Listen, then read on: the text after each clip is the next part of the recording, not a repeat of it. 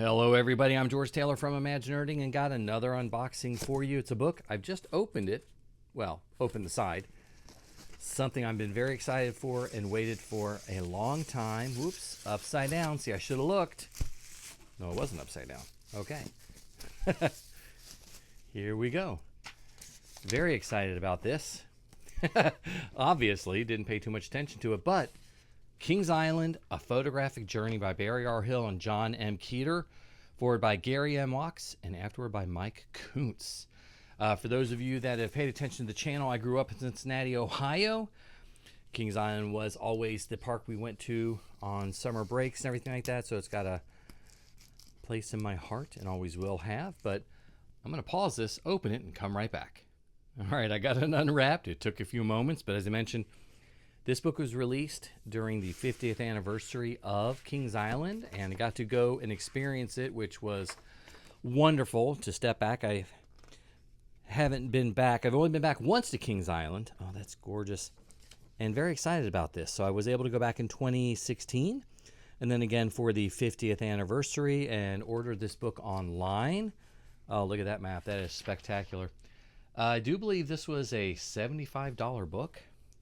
We shall see if it is worth it. Love this map. Talked about this opening day map at ImagiNERDing before. And let's take a look. International Street. Beautiful. Coney Island years. Taft Broadcasting, Kings Entertainment, American Financial, Paramount, Cedar Fair. Afterward acknowledgments. So lots of text. We will start just flipping through the book like we always do. So we'll look at the original Coney Island Park. Glare is pretty bad. These are great, beautiful, shiny photos, that's for sure. Shiny pages, excuse me. But we look at the history of Coney Island, and it holds a special place in my heart because my parents went there when they were dating and when they were first married. Of course, they never took me. They didn't love me enough to take me. No, I'm just kidding. Just kidding. Just a lot of great shots of Kings Island. Coney Island. But there was a lot of problems with flooding at Kings Island and issues with the Cincinnati River. They did have Walt Disney come out, and he spoke to them when Walt was planning Disneyland, and he actually hired them. And you can see they got a check for, paid them for $1. They took out the taxes and everything because the management at Kings Island, or Coney Island, at the time, helped Walt and acted as a consultant, which is wonderful. So then they decided to open up Kings Island because of all the flooding that they had. Look at that. March 1964 was one of the last major floods that made them decide what they were going to do. And worked with Taft Broadcasting, which of course had the Hanna-Barbera animated cartoons and licenses. Oh gosh, these photos are spectacular. This is wonderful. Images of the park done just like they've done at Disney parks. So you can see the care and attention that went into creating the maps of the park, the drawings. Oh, and there it is, the racer. One that kick-started the Coaster Revolution. Is this a fold-out? Nope, just stuck there. Illustrations of the Eiffel Tower, their park icon, which is wonderful. We'll just flip through a couple pages. The opening of Kings Island.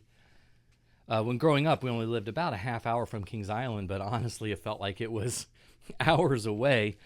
And that was always the game we played. I'm sure other people have played similar games. Whoever sees the Eiffel Tower first wins. And so there's the Enchanted Voyage. If you haven't had a chance to look up the Enchanted Voyage, it was the first dark ride I ever went on, and basically took you through the Hanna-Barbera cartoons. And I have many amazing memories of that dark ride. The song was wonderful. They really tried to create an It's a Small World version. So it shows you how influential Disneyland really was. All right, just flipping through. The Bay Area Curve. A lot of my childhood was spent here with my younger brother. And yep, you guys didn't know they had a monorail.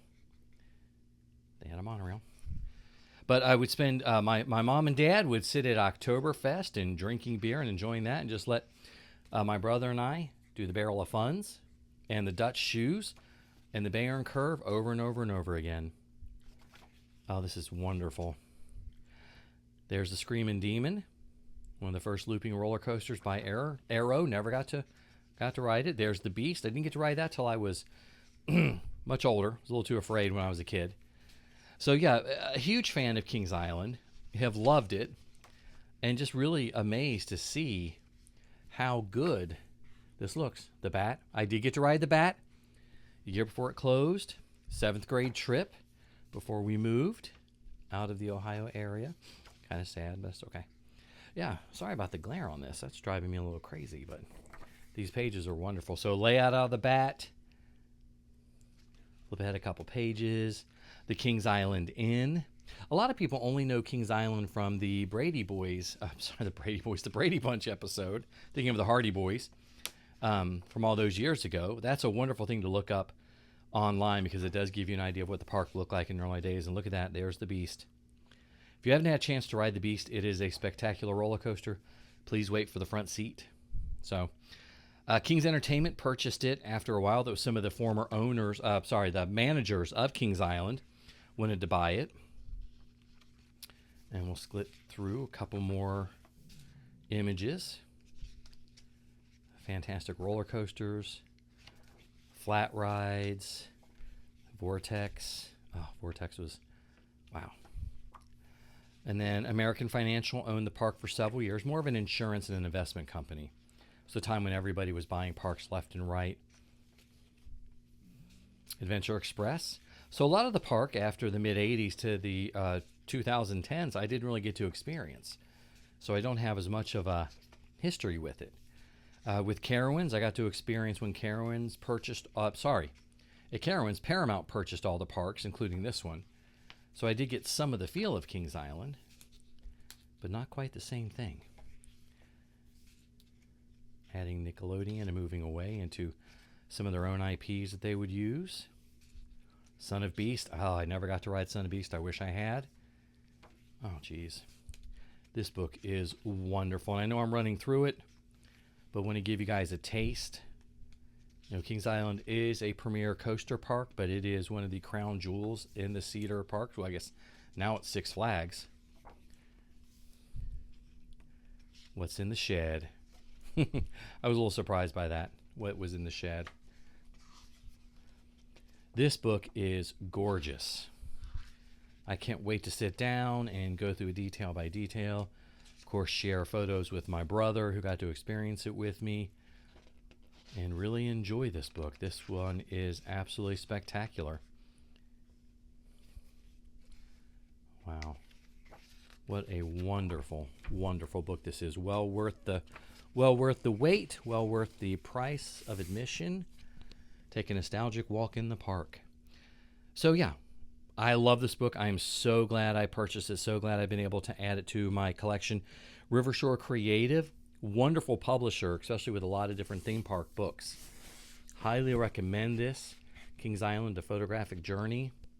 Well worth it. If you're a fan of Kings Island or amusement parks, you need to grab this one, add it to your collection. Trust me, you are going to love it. So have you ever visited Kings Island? What are some of your favorite memories from the park? Leave me a comment. I would love to hear from you. I'm George Taylor from ImagiNERDing, and I hope to see you in the parks.